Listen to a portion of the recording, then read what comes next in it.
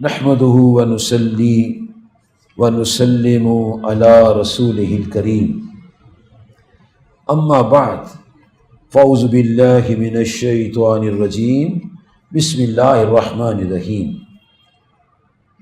الا تحبون ان یغفر اللہ لکم واللہ غفور رحیم صدق اللہ العظیم وصدق رسولہ النبی الکریم الامین ونحن علی ذلک لمن الشاہدین والشاکرین والحمد للہ رب العالمین۔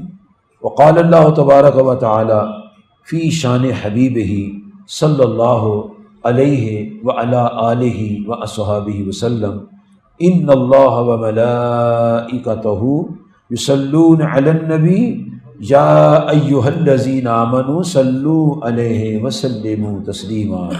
اللہم صلی علی سیدنا مولانا محمد وعلی آل سیدنا و مولانا محمد واصحاب سیدنا و مولانا محمد وبارک سب ذات پڑھ لیں۔ اللہم صلی علی سیدنا و مولانا محمد وعلی آل سیدنا و مولانا محمد واصحاب سیدنا و مولانا محمد وبارک وسلم۔ الصلاۃ والسلام علیک یا سیدی یا رسول اللہ وعلی آلک واصحابک یا سیدی یا حبیب اللہ۔ پیارے دوستو بزرگوں، شہر مدینہ منورہ ہے اور نبی کریم صلی اللہ علیہ وسلم ایک غزوہ سے واپس تشریف لا رہے ہیں تو ایمان والوں کی اماں جی حضور ام المومنین حضرت سیدہ عائشہ صدیقہ طیبہ طاہرہ مومنہ مفسرہ محدثہ مقننہ عفیفہ رضی اللہ تعالی عنہا آپ قضاء حاجت کے لیے تشریف لے گئے اور وہاں ان کا ہار گم ہو گیا واپسی میں۔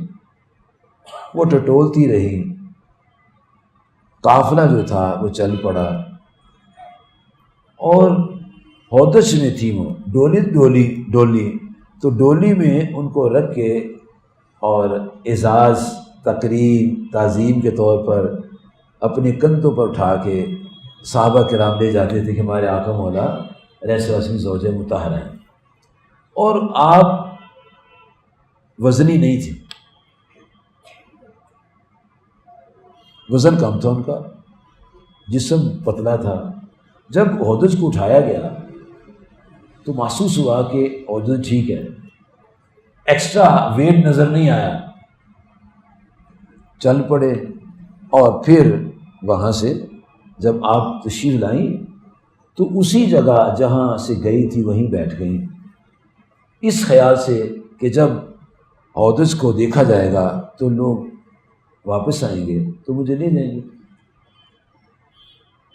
حضرت صفوان بن معطل رضی اللہ تعالیٰ عنہ بہت عظیم، انتہائی پاک تینت، انتہائی شریف، سچے سچے مومن، ان کی ڈیوٹی تھی کہ جب پڑاؤ ہوتا لوگ وہاں آرام کرتے، پھر وہ اپنے سانسوں اٹھاتے چل پڑتے، وہ ایک منزل پیچھے رہتے تھے۔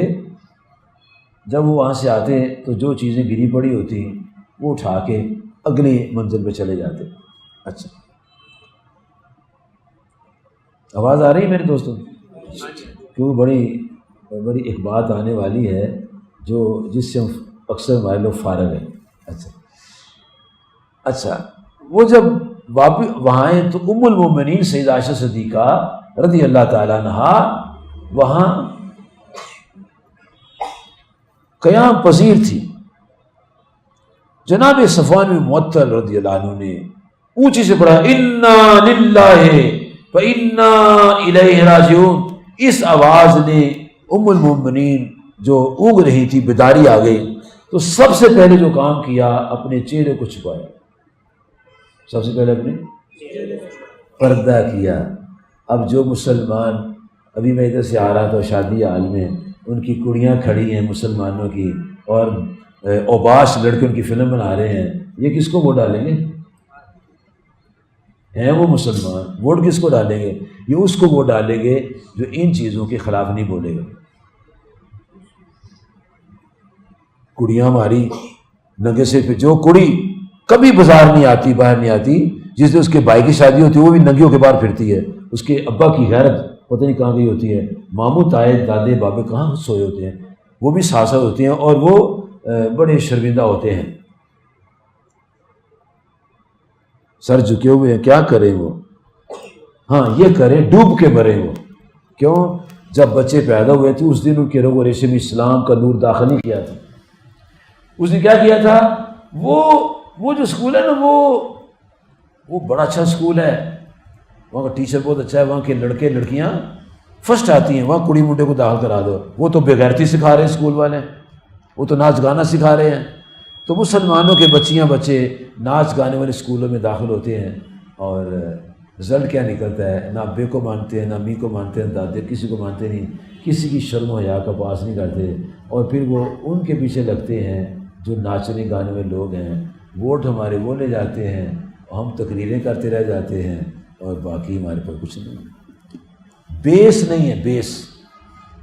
ام المومنین. اچھا وہ ایک مسئلہ یہ علماء کرنے بیٹھے ہوئے ہیں مفتیان دین، یہ جب عورت مر جاتی ہے،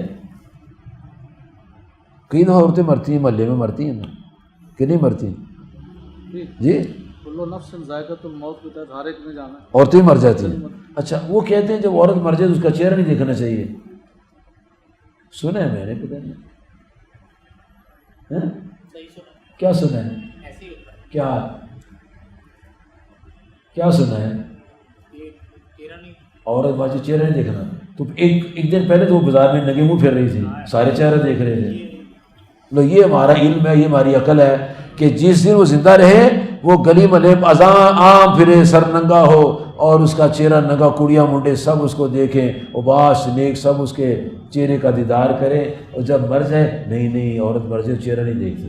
اب تو دیکھتے ہیں، اب دیکھنا چاہیے تاکہ پتہ اس کا منہ ٹیڑھا ہو گیا، کیسی یہ مری ہے بے پردہ عورت، تاکہ اگلی عورتیں مرد جو اس کو خوف آئے کہ یار اس کی بیٹی مرنے میں اس کا چہرہ ٹیڑھا ہو گیا ہے کہ یہ پھرا کرتی تھی باہر بے پردہ اور خوشبو لگا گلی میں پھرتی تھی، سر سے دوپٹہ اترا ہوتا تھا، نہ باپ سمجھاتا تھا ماں سمجھاتی. ام المومنین سیدہ عائشہ صدیقہ رضی اللہ عنہا، جن کو اللہ پاک نے لست کاحد من النساء فرمایا کہ اے مومنوں کی ماں آپ کی مثل کوئی نہیں. لست کاحد من النساء یا نساء نبی صلی اللہ علیہ وسلم، آپ کی مثل کوئی عورت نہیں ہے. تمہاری تو پردے نہیں کرتی. جس شادی ہو تو آپ یہ جتنے بھی لائن لگ رہے ہو بارڈر تک لائن، ابھی اور شادی حال بنے گے، ادھر چلے جاؤ، اور لڑکیاں ننگی پھر رہی ہیں اور فوٹو ان کی فلمیں بن رہی ہیں. کون فلمیں بنا رہے ہیں؟ منڈے محلے دار مووی میکر. مجھے ایک بات بتائیں کہ شادی نہ ہو ویسے اگر کوئی مووی میکر گھر والے کی اجازت کے بغیر اس کے گھر میں داخل ہو جائے اور اس کی ماں بہن بیٹی کی فلم بنا سکتا ہے؟ جی کیوں؟ اجازت لے کے بنا سکتا ہے. تو جب شادی کے بغیر تو ہو جاتا ہے نا، اتنا سخت نہ لفظ. اچھا جی، اس عام دنوں میں اگر کوئی مووی بنانے والا کسی مسلمان کے گھر چلا جائے اس کو مار دیں گے، یہ چور ڈاکو ہے، اس نے ہماری بیٹی کی فلم بنائی ہے.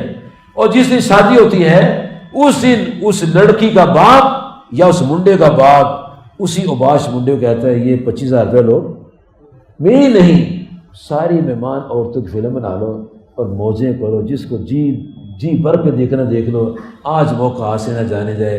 اور جس کا نکاح ہے پوچھتے کتنا حق میں رکھو، کہتے 5,000. اس کو 5,000 روپیہ دے کر بھی نہیں دیکھنے دیتے، کہتے ابھی نکاح نہیں ہوا. اور جس کا نکاح نہیں ہوا، نہ ہو سکتا نہ ہوگا، اس کو 25,000 روپے پلے سے دے کے 3-4 منڈوں کہتے ہیں تم اندر جا کے رج کے فلمیں بناؤ، اور جو خوبصورت لڑکی ہے اس کے پاس 2 گھنٹے کھڑے ہو، تمہیں کوئی رکاوٹ نہیں ہے، آج ہم خود اجازت دے رہے ہیں. اگر ایسا نہیں ہے تو مجھے سمجھا دو. ان لوگوں کو سمجھانے کے لیے بڑا ورک کرنے کی ضرورت ہے، بہت ورک کرنے کی ضرورت ہے. ہم دور جاہلیت میں چلے گئے. اس دور جاہلیت کو درست کرنے کے لیے وہی ہمیں طریقہ اختیار کرنا پڑے گا جو ہمارے آقا صلی اللہ علیہ وسلم نے ہمیں عطا فرمائے۔ پبلک میں داخل ہونا پڑے گا، پبلک میں داخل ہونا پڑے گا، دکھ درد میں شریک ہونا پڑے گا، پیار کرنا پڑے گا، اور پھر آپ دیکھیں گے انشاءاللہ تعالیٰ کہ لوگ صحیح ہو جائیں گے، لیکن ورک کرنا پڑے گا۔ اچھا، انہوں نے اپنے رخ زیبا مبارک پر چادر لے لی، انہوں نے پرے ہٹ کے اونٹھی کو بٹھا دیا، اماں جی اس پہ بیٹھ گئی اور پیچھے رہے۔ اونٹھی جا رہی ہے دور، وہ دور ہے، اونٹھی جا رہی ہے اور قافلے میں پہنچ گئی۔ وہاں خبیثوں کا امام، پلیدوں کا امام، گندے حرامیوں کا امام، دشمنان اہل بیت کا امام، دشمنان صحابہ کا امام، امام الانبیاء کا جو دشمن تھے ان کا امام، منافقوں کا سردار، رئیس المنافقین عبداللہ بن ابی وہاں موجود تھا۔ اسے دیکھا کہ صفوان بن معطل اونٹھی لے کر آ رہے ہیں، ام المومنین اوپر بیٹھی ہوئی ہیں۔ اس خبیث ذلیل ترین انسان نے ام المومنین پر تہمت لگا دی۔ کتنا حوصلہ ہے ہمارے آقا صلی اللہ علیہ وسلم کا، اور کتنا حوصلہ ہے جناب صدیق اکبر رضی اللہ عنہ کا۔ اس ظالم نے تہمت لگائی اور اس نے ورک کیا، پھر تہمت لگانے کا ورک کیا ہے۔ ان کے پاس گئے، ان کے پاس دیکھا ہے، سنا ہے، 2 4 5 بندے اس نے گانٹھ لیے، صحیح قسم کے مسلمان وہ بھی انہیں پھنسا دیے، بول پڑے۔ نام نہیں میں ان کا لیتا، اس لیے کہ جب انسان کو اپنے جرم کی سزا مل جائے تو پھر اس کے بارے میں نہیں بولنا چاہیے۔ اور ام المومنین سیدہ عائشہ صدیقہ رضی اللہ تعالیٰ عنہا، وہ آپ تشریف فرما ہے تو کسی نے ایک بندے کے خلاف بات کر دی جس نے اس الزام میں شرکت کی تھی، تو ام المومنین رضی اللہ عنہا نے اتنا فرمایا، اس کو کچھ نہ کہو، وہ میرے آقا سے پیار کرتا ہے، وہ میرے آقا مولا سے پیار کرتا ہے، اس کی یہی سزا کافی ہے کہ اندھا ہو گیا ہے، اس کی یہی سزا کافی ہے کہ وہ اندھا ہو گیا ہے، وہ میرے آقا صلی اللہ علیہ وسلم کی تعریفیں کرتا ہے، اس کو کچھ نہ کہو۔ یہ ہے ایمان، یہ ہے ایمان، یہ ہے اسلام، کہ جس شخص نے ام المومنین رضی اللہ عنہ پر تہمت لگائی، تو تہمت میں شریک ہوئے، سزا ملی، ان کے خلاف ایک عورت بات کرتی ہے تو ام المومنین فرماتی نا اس کو سزا مل گئی ہے، وہ نبی پاک سے اس کی تعریف کرتا ہے، اور یہی سزا اس کی کافی ہے کہ وہ اندھا ہو گیا۔ کتنا حوصلہ ہے ہمارے اندر، حوصلہ اتنا ہے، بڑا مشکل کام ہے، بڑا ہمت سے چلنا پڑے گا، درگزر کرنا پڑے گا۔ اور اللہ تعالیٰ نے یہ جب وہ 40 دن کے بعد، جو کہ لمبا سا واقعہ ہے، میں وہ موٹی موٹی باتیں کچھ کر گیا ہوں، 40 دن کے بعد جب ام المومنین سیدہ عائشہ صدیقہ طیبہ طاہرہ رضی اللہ عنہا کی شان میں قرآن کی آیات ہوتی سورہ نور میں، ہاں جی، جناب سیدنا فاروق صدیق اکبر رضی اللہ عنہ کے ایک خالہ زاد بھائی تھے مستح، وہ ان کو سپورٹ کرتے تھے، سیدنا صدیق اکبر رضی اللہ عنہ کو سپورٹ کرتے تھے، مالی طور پر ان کی مدد کرتے تھے۔ تو آپ نے جب سنا کہ اس نے بھی میری پیاری بیٹی ام المومنین رضی اللہ عنہا پر الزام میں شرکت کر لی ہے، تو آپ نے بلاک کر دیا، جو ان کی باورچی خانہ چلاتے تھے وہ بند کر دیے، اس کو سپورٹ کرنا بند کر دیا، راشن دینا بند کر دیا، خدمت کرنی بند کر دی، پیسے دینے بند کر دیے۔ اللہ نے کچھ نہیں کہا کہ تو نے کیوں بند کیا، کچھ نہیں کہا، نبی پاک صلی اللہ علیہ وسلم نے کچھ بھی نہیں فرمایا۔ جب آپ کی شان میں قرآن پاک کی آیات نازل ہوئی، منافقین کو کچھ نہیں کہا گیا، منافقون کو کیا کہنا ہے، جو صادق الیقین امین تھے، پکے مومن تھے، ان کو 80 کوڑے لگے، مستحق کو بھی کوڑے لگے 80۔ یہ جناب سیدنا صدیق اکبر رضی اللہ عنہ کی خالہ جی کے بیٹے تھے۔ اب جب کوڑے کی سزا مل گئی، شان کی آیت اتر گئی، اور لوگوں کو پتہ چل گیا اور دنیا کو دکھا دیا گیا کہ اے لوگوں، جب مریم پر تہمت لگتی ہے تو گواہی بچہ دیتا ہے، جب جریج پر تہمت لگتی ہے تو گواہی بچہ دیتا ہے. جب یوسف علیہ السلام پر تہمت لگتی ہے گواہی بچہ دیتا ہے. جب ام المومنین پر تہمت لگتی ہے گواہی خود اللہ دیتا ہے. قرآن پاک کی جب آیات اتر ان کی شان میں تو سب کلیئر ہو گیا. ایک دن جناب سیدنا صدیق اکبر رضی اللہ عنہ کو رسول کریم صلی اللہ علیہ وسلم نے پوچھا یہ آیات کو اترنے کے بعد، ابو بکر یہ تم رشتے کو یا دوسرے غربا مساکین کی خدمت کرتے تھے، راشن دیتے تھے، کیوں دیتے تھے؟ جو کتنے خوبصورت انداز میں، کتنے پیارے انداز میں آپ بات فرما رہے ہو، کتنے پیارے انداز میں اللہ بھی بات فرما رہا ہے. کوئی اگریشن نہیں ہے، کوئی مینٹل ٹارچر نہیں ہے، کوئی تشدد نہیں ہے، کوئی شدت نہیں ہے، کوئی گالی گلوچ نہیں ہے، کوئی موٹے موٹے الفاظ نہیں بولے گے کہ واپسی نہ ہو. بڑے پیارے انداز، بڑے خوبصورت انداز میں فرمایا ابو بکر رضی اللہ عنہ آپ یہ خدمت کرتے تھے لوگوں کیوں کرتے تھے؟ تو جناب سیدنا ابو بکر صدیق رضی اللہ عنہ جن کی فطرت میں یہ بات تھی، اسلام کے ظہور کے بعد، نبی علیہ السلام کی نبوت کے اظہار کے بعد، اپنے ایمان کے اظہار کے بعد وہ غلام آزاد کرتے تھے، غلام خریدتے تھے، آزاد کر دیتے تھے. ان کے والد گرامی حضرت عثمان ابو قحافہ رضی اللہ عنہ کہتے تھے ابو بکر یہ تو کیا کرتا ہے؟ تو غلام خریدتا ہے چھوڑ دیتا ہے، ان سے کام لیا کر. تو فرمایا کرتے تھے کہ میں ان مسلمان غلاموں کو چھڑاتا ہوں اللہ کے رضا کے لیے، اپنے لیے نہیں چھڑاتا، اس لیے میں ان کو آزاد کر دیتا ہوں. یہ جناب سیدنا صدیق کے اکبر رضی اللہ عنہ کو حضور کریم آقا صلی اللہ علیہ وسلم فرماتے ہیں اے ابو بکر آپ خدمت کیوں کرتے تھے لوگوں کی؟ اس کے حضور اللہ کی رضا کے لیے. اچھا اب دیکھو کیسا انداز ہے. فرمایا ابو بکر اب آپ نے خدمت بند کر دی ہے، اب اللہ کی رضا نہیں چاہیے. کیا انداز ہے پیار اور سمجھانے کا.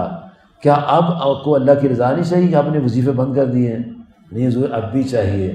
فرمایا وظیفے جاری کرو، وظیفے جاری کر دو.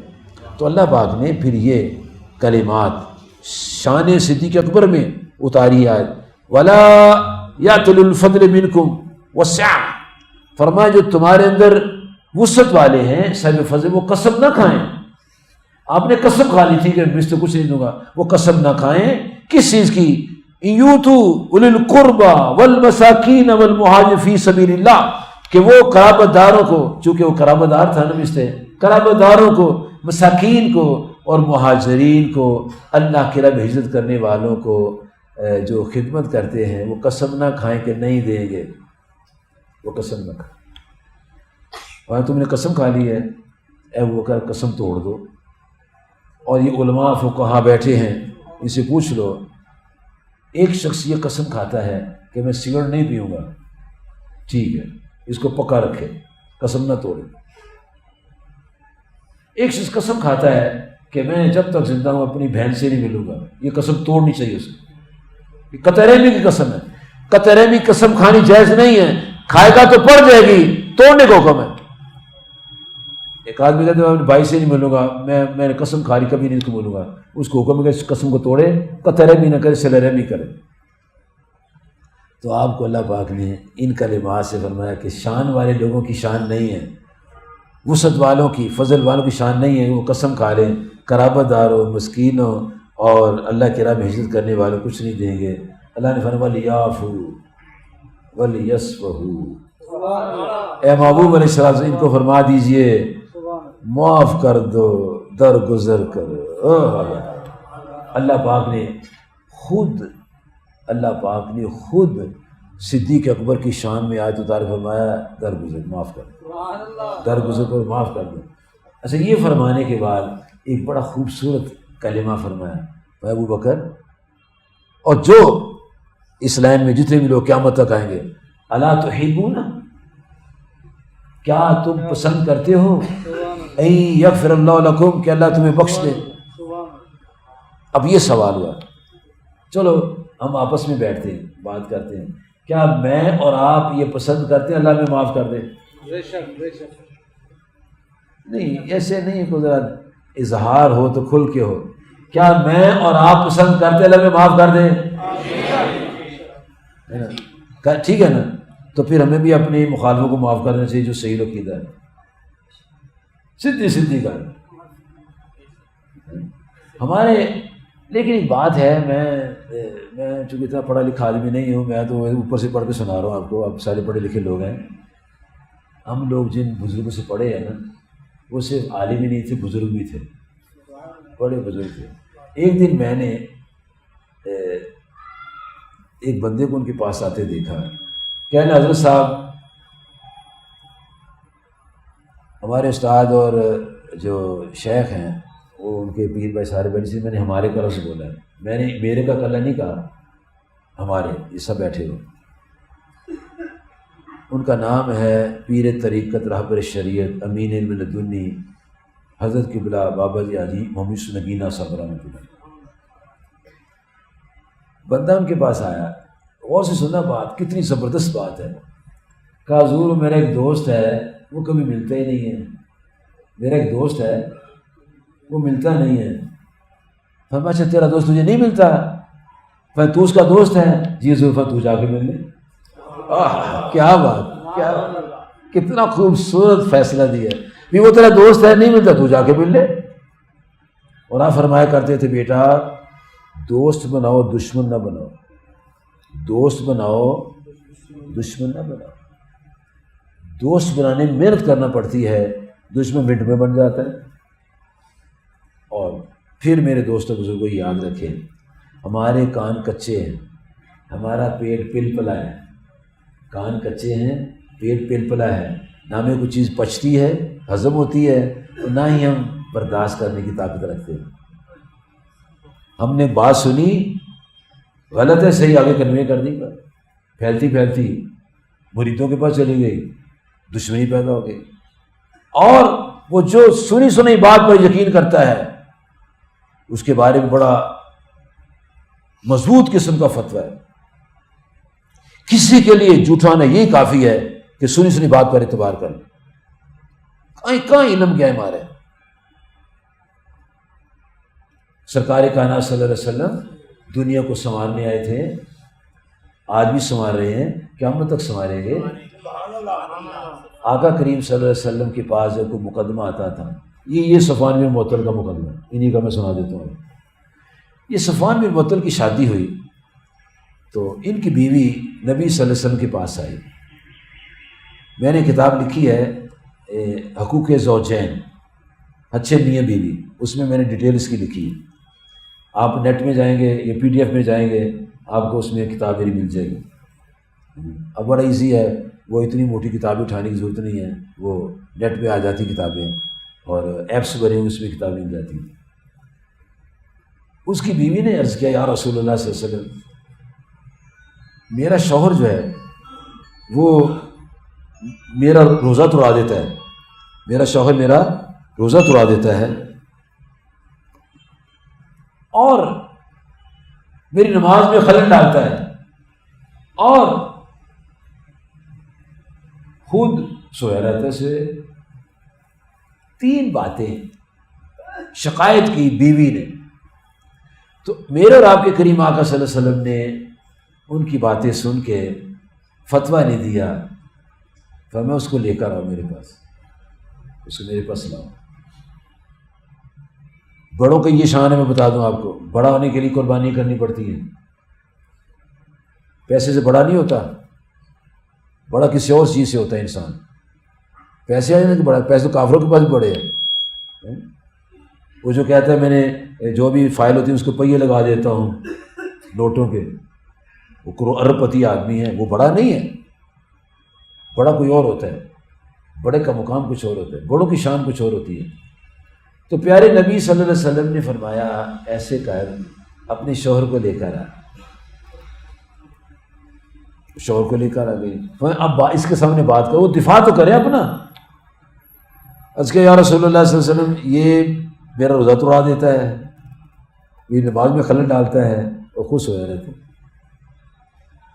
تو میں یہ ٹھیک کہتی تیری بیوی؟ جزو بھی کو ٹھیک کہتی ہے.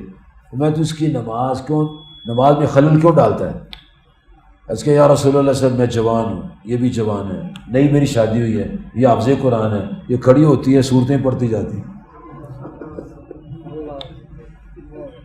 میں اس کو کہتا ہوں جلدی سلام پھیر. بس یہ میں کہتا ہوں آپ نے فرمایا اب دیکھو حضور نے ایسا ڈیسیژن دیا ہے قیامت تک کے لیے، شوہروں اور بیویوں کے لیے قانون بنا دیا. آپ نے فرمایا ایک سورت پڑھا کرو، زیادہ نہ پڑھو، اس کا حق ادا کرا کرو. نمبر 2، اس کا روزہ کیوں توڑتا ہے؟ کیوں روزہ توڑاتے اس کا؟ یا رسول اللہ صلی اللہ علیہ وسلم اس کو بڑا شوق ہے روزے رکھنے کا، یہ روزے رکھتی رہتی ہے، میری شادی ہوئی ہے نہیں، اس کو خوف ہی نہیں آتا کوئی. تو آپ نے فرمایا سن، اس سے پوچھ کے روزہ رکھا کر، اس سے. اور فقہ کا مسئلہ ہے عورت اگر نفلی روزہ شوہر کی مرضی کے بغیر رکھے وہ توڑا سکتا ہے، اور اگر عورت شوہر کی مرضی سے روزہ رکھے نفلی تو نہیں توڑا سکتا. فیصلہ دے دیا. نمبر 3، یہ سویا رہتا ہے. وہ تو سوئے رہتے، کیوں سوئے رہتے؟ حضور ہو میرا ابا بھی سویا رہتا تھا. یہ کیوں؟ حضور ہم رات کو کھجوریں توڑتے ہیں، تھک جاتا ہوں، جسم ٹوٹ جاتا ہے اور سکت نہیں ہوتی کہ میں اٹھ کھڑا ہو سکوں، تو مجھے آنکھ کھل تو جاتی ہے لیکن ذرا دیر سے کھلتی ہے. اور اب دیکھیں احمد مختار، محمد مختار کریم آقا صلی اللہ علیہ وسلم کا اختیار دیکھو. فرمایا تم ایسے کہا کرو جب تیری آنکھ کھلے تو نماز پڑھ لے. لیکن اس کے لیے خاص ہے، ہمارے لیے نہیں ہے، ان کے لیے خاص ہے. ڈسیژن ہی ہوتا تھا. ایک اور مقدمہ سنیں. سرکار کائنات صلی اللہ علیہ وسلم نے ایک لشکر بھیجا. صحیح بخاری کتاب و تفسیر، فضائل قرآن کا باب، سورۃ اخلاص کا باب، جہاد کا باب. کتاب المغازی میں بھی حدیث آئے گی اور تفسیر قرآن میں بھی آئے گی. اور امام بخاری صاحب کی یہ اپنی محبت ہے کہ ایک حدیث میں اگر 7 مضمون ہے نا تو 7 عنوان ہوں گے، وہی حدیث بار بار لگائیں. تو یہ بار بار جو حدیثیں لگائی ہیں یہ جمع کرنے کے بعد 7,000 سوا 7,000 حدیثیں بنتی ہیں. اور میں تو ان کی روح سے کہا کرتا ہوں امام صاحب کی روح آپ نے جو 7 دفعہ ایک حدیث لکھی ہے وہ نہ لکھتے تو جو آپ کے قول کے مطابق، اب خود آپ نے فرمایا کہ کتاب بڑی ہوتی جا رہی تھی تو میں نے کئی صحیح حدیثیں چھوڑ دی. تو امام صاحب کی روح آپ کو چاہیے تھا کہ وہ صحیح حدیثیں نہ چھوڑتے، جو 6 دفعہ لکھی ہو 1 دفعہ لکھتے، صحیح بھی آ جاتی، کئی کام سیدھے ہو جاتے. لیکن ان کا اپنا ایک اندازی محبت ہے. بڑی زبردست کتاب لکھی ہے، وہ کام کیا ہے، ورک کیا ہوا ہے. تو کتاب المغازی میں اور فضائل قرآن کے باب میں حدیث لکھتے ہیں آپ نے لشکر بھیجا سورۃ اخلاص کے باب. وہ جو امام تھا وہ جب نماز پڑھاتا تو کوئی سورت پڑھتا ساتھ کل واللہ بھی پڑھ دیتا، کل شریف پڑھ لیتا. اب امیر جو ہوتا ہے، امیر سنو جماعتوں کے رہنماؤں اور جماعتوں کے مریدوں تو جماعتوں کے ورکرز سنیں، میدان عمل میں جب امیر اتر آئے امیر کی مخالفت نہیں کرنی چاہیے، کبھی امیر کی مخالفت نہیں کرنی چاہیے. جو قومیں اپنے امیر کی مخالفت کرتی کبھی کامیاب نہیں ہوتی. امیر ایک ہوتا ہے، 2 نہیں ہوتے، ایک ہوتا ہے امیر. جب 2 امیر ہوں گے کبھی اتفاق نہیں ہو سکتا. اتفاق تب ہوتا ہے جب امیر ایک ہوتا ہے. نیچر کا فیصلہ ہے. اللہ ایک ہے، کوئی اختلاف نہیں. 2 ہوتے تو سب کو ٹوٹ گیا ہوتا ہے. قرآن پاک وضاحت کرتا ہے نبی اللہ ایک ہے آخری، 2 نہیں ہو سکتے. محمد عربی علیہ السلام سے ایک ہے، 2 نہیں ہو سکتے. امیر کی اطاعت ضروری ہے. اب وہ میدان جہاد میں تھے تو وہ نماز پڑھاتے فجر کی، عصر، مغرب کی، عشاء کی، تو سورۃ قل واللہ ضرور پڑھتے ساتھ. اس طرح مسجد قباشی کا امام تھا وہ بھی ایسے کرتا تھا، اس کا واقعہ نہیں سنا تھا. اچھا جب لشکر کامیاب ہو کے واپس آ گیا تو سپاہیوں نے اپنے کمانڈر کے خلاف شکایت کر دی کہ یا رسول اللہ صلی اللہ علیہ وسلم ہمارا کمانڈر جو تھا بڑا کمال کمانڈر ہے، بڑا زبردست کمانڈر ہے، اس کے پیچھے ہم لگے فتح کر کے آگے فاتح ہو کے آئے، لیکن ہمارے کمانڈر کے اندر ایک بات ہے جس کا ہمیں اعتراض ہے. ہمیں وہاں نہیں بولے کیونکہ میدان تھا، امیر کی اطاعت فرض تھی، ہم نے اس کے پیچھے نہیں لگے، اعتراض نہیں کیا. اب ہم آپ سے گزارش کرتے ہیں کہ وہ ہر نماز میں کل شریف پڑھتا تھا رکعت میں، تو میں اس سے بلا کے پوچھ لو. فیصلہ نہیں دیا، مقدمہ ہے نا. مقدمے کا فیصلہ تب ہوتا ہے جب دونوں فریق ہوتے ہیں. ہم اپنے مقدمے خود ہی فیصلے، خود ہی جج، خود ہی سارا کچھ ہو جاتے ہیں تو نقصان ہو جاتا ہے. اب کمانڈر صاحب کو بلایا گیا اور کمانڈر صاحب سے جب آ گئے تو اب اس سے بات کرو، تم بات کرو، کیونکہ فیصلہ میں نے دینا ہے، تم کلیم کرتے ہو، دلیل لاؤ، دعویٰ لاؤ، ثبوت لاؤ۔ از کہ یا رسول اللہ صلی اللہ علیہ وسلم، یہ ہمارا کمانڈر یہ سورۃ اخلاص پڑھتا رہتا تھا، ہمارا دل کرتا تھا اور صورتیں پڑھے، یہ سورۃ اخلاص پڑھتا تھا رکعت میں اور کلیئر، اور کوئی کر لو بات کرنی ہے؟ جی نہیں بس کافی ہے۔ اچھا کمانڈر صاحب آپ بتائیں آپ کیوں ہر رکعت میں کل شریف پڑھتے تھے؟ تو کمانڈر صاحب کہتے ہیں یا رسول اللہ صلی اللہ علیہ وسلم، بات یہ ہے مجھے کل شریف سے پیار ہے، مجھے کل شریف سے پیار ہے، کل شریف سے پیار ہے، کہیں مجھے کل شریف سے پیار ہے، مجھے دین اسلام سے پیار ہے، کہیں مجھے کل شریف سے پیار ہے۔ اچھا تو میں سنا یہ کیا کہہ رہے ہیں؟ جیزو یہ کہتے ہیں مجھے کل شریف سے پیار ہے، تو ہم فیصلہ سنا دیں، سنو فیصلہ۔ فرمایا اس کو کل شریف سے پیار ہے، اللہ کو اس سے پیار ہے۔ کیا اور یہ بھی بتا دیا کل شریف پڑھنے والوں سے اللہ پیار کرتا ہے، بدعتی نہیں ہو سکتے، مشرک نہیں ہو سکتے، سب سے بڑی صورت توحید ہے، اور جو کل شریف پڑھنے والوں کو مشرک و بدعتی کہتے ہیں ان سے بڑا نالائق آدمی کوئی نہیں۔ سرکار کائنات فرماتے ہیں صلی اللہ علیہ وسلم اس کو کل شریف سے پیار ہے، اللہ کو اس سے پیار۔ تو پیارے دوستوں بزرگوں، جناب سرکار کائنات صلی اللہ علیہ وسلم نے جب فرمایا اے ابوبکر رضی اللہ عنہ آپ کیوں ان کا وظیفہ کیوں لگا رکھا تھا؟ حضور اللہ کی رضا کے لیے، آپ رضا نہیں ہے حضور عبدی ہے، تو ہمیں قسم بھی توڑو، قسم کا کفارہ علیحدہ دو اور اس کا وظیفہ جاری کرو۔ اور پھر یہ آیات رب کائنات جاری وَلْيَعْفُوا وَلْيَصْفَحُوا، یہ کس کے لیے اتری ہے؟ ان کے، ہمارے لیے تو نہیں اتری کہ ہمارے لیے بھی ہے، ان کے لیے، ہمارے لیے نہیں ہے۔ تو پھر ٹھیک ہے لگے رہو جسے لگے ہو نہیں، ہر کلمہ پڑھنے والے کے لیے ہے، نہیں یہ ہے نہیں وہ ہے، وہ سب کچھ ٹھیک ہے، جو ہے وہ ہے، معافی بھی کچھ۔ اللہ کہتا ہے تو یہ ہے تو وہ ہے، تو نے ماں کو گالی دی، تو نے سود کھایا، تو نے نماز چھوڑی، یہ ہے وہ ہے، میں تجھے نہیں چھوڑوں گا، ٹھیک ہے نا؟ ہم یہ کرتے ہیں وہ کرتے ہیں، ای کرتے ہیں او کرتے ہیں، چی کرتے ہیں چو کرتے ہیں، سارا کچھ کرنے کے بعد کہتے ہیں اللہ معافی ہمیں جو ہوگا، تو ای چی چو جو کیا ہے اس کا کیا بنے گا؟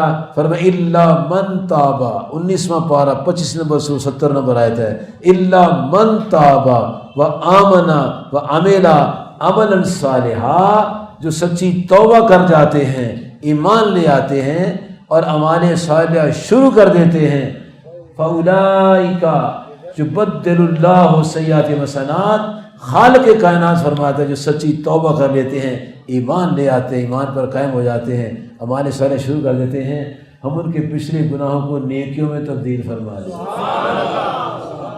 اللہ تو بھی معاف کر دیتا ہے، اللہ تعالیٰ تو معاف کر دیتا ہے کہ نہیں معاف کرتا؟ وہ نہیں کرے گا تو بندہ کدھر جائے گا؟ اچھا ایک واشی تھے، واشی سنا ہے؟